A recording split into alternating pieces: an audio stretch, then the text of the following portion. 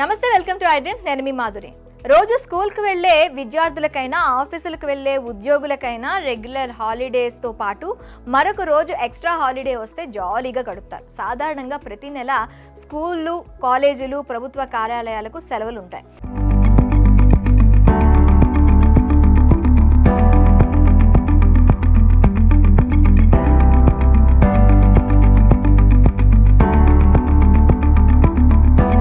రెండు 4 శనివారాలు, ఆదివారాలు కాకుండా పండుగలు లాంటివి ఉంటే మరీ కొన్ని అదనపు సెలవులు వస్తాయి. ఇక వర్షాకాలంలో అయితే స్కూల్ హాలిడేస్ సంఖ్య పెరుగుతుంది. భారీ వర్షాలు కురిస్తే విద్యా సంస్థలకు సెలవు ప్రకటిస్తారు. అలానే ఆగస్టు నెలలో విద్యార్థులకు భారీగా సెలవు వచ్చాయి. పండుగలు మాత్రమే కాక ఆగస్టులో భారీగా వానలు కురవడంతో వరుస పెట్టి విద్యార్థులకు సెలవులు వచ్చాయి. విద్యార్థులకు, ప్రభుత్వ ఉద్యోగులకు ఆగస్టు ఎలాగూ జాలీగానే గడిచింది. ఇప్పుడు సెప్టెంబర్లోనూ 2 పెద్ద పండుగలు ఉండడంతో మరిన్ని ఎక్స్ట్రా హాలిడేస్ వస్తున్నాయి.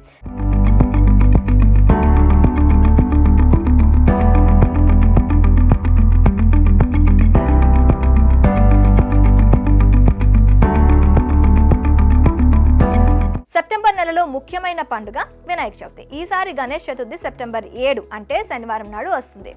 ఆ రోజు విద్యా సంస్థలు, ప్రభుత్వ, ప్రైవేట్ కార్యాలయాలకు సెలవు ఉంటుంది. అలాగే మరుసటి రోజు ఆదివారం, దాంతో వరుసగా 2 రోజుల పాటు సెలవులు వస్తున్నాయి అన్నమాట. సెప్టెంబర్లో మరో రోజు కూడా పబ్లిక్ హాలిడేగా ప్రకటించింది ప్రభుత్వం. ముస్లిం సోదరులు మిలాద్ ఉని నబీ పండుగను సెప్టెంబర్ 16న జరుపుకుంటారు. మహమ్మద్ ప్రవక్త పుట్టినరోజు కావడం ఈ పండుగ ప్రత్యేకత.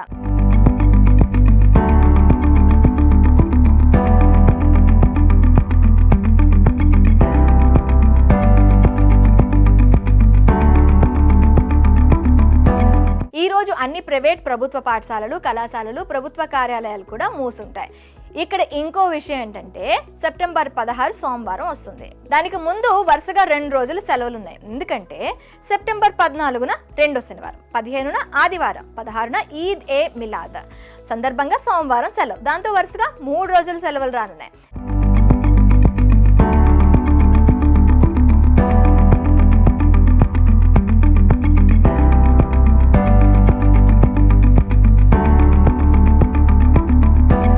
వినాయక నిమజ్జనం సందర్భంగా కూడా హైదరాబాద్లో సెలవులు ఇస్తారు. ఎందుకంటే 2 రోజుల పాటు గణేష్ నిమజ్జనాలతో హైదరాబాద్ మహానగరం సందడిగా ఉంటుంది. ఎక్కడికక్కడ కాలనీల్లో గణేష్ నిమజ్జన ఏర్పాట్లలో జనం బిజీగా ఉంటారు. ఇక ఈసారి సెప్టెంబర్ 17న వినాయక నిమజ్జనం రానుంది. దాంతో ఆ రోజు కూడా సెలవు ఉంటుంది. అలా చూసుకుంటే హైదరాబాద్లో వరుసగా 4 రోజులు సెలవులు వస్తాయి. 14న రెండో శనివారం, 15న ఆదివారం, 16న సోమవారం రోజు ఈద్ ఏ మిలాది, అలాగే 17న వినాయక నిమజ్జనం సెలవు. అయితే నిమజ్జనం సెలవుపై ప్రభుత్వం నుంచి అధికారిక ప్రకటన రావాల్సిందే.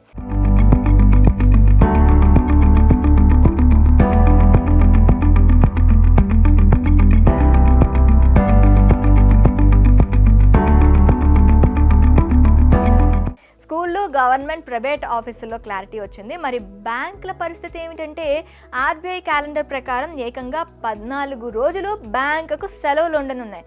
ప్రతి నెల బ్యాంకుల సెలవులు జాబితాను రిజర్వ్ బ్యాంక్ ఆఫ్ ఇండియా విడుదల చేస్తూ ఉంటుంది. వినియోగదారులు ఈ సెలవులను గమనించి తమ బ్యాంక్ పనులను చేసుకునేందుకు ప్లాన్ చేసుకోవడం మంచిది.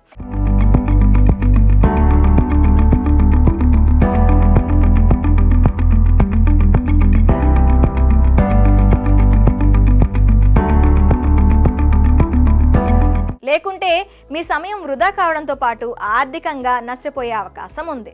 ఆర్బీఐ క్యాలెండర్ ప్రకారం సెప్టెంబర్లో మొత్తం 14 బ్యాంక్ హాలిడేస్ ఉన్నాయి. ఇందులో శని, ఆదివారాలు సెలవులు కామన్. వినాయక చతుర్థి, ఈద్ మిలాద్ పండుగలు కూడా సెలవుల జాబితాలో చేర్చారు.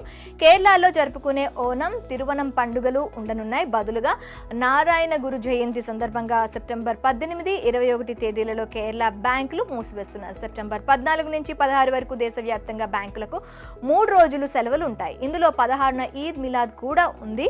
అయితే ఇక్కడ ఇంకో విషయం ఏంటంటే సెలవులు అన్ని రాష్ట్రాలకు వర్తించో ఆయా రాష్ట్రాల పండుగలు, ఇతర కార్యక్రమాలను బట్టి హాలిడేస్ ఉంటాయని గమనించాలి.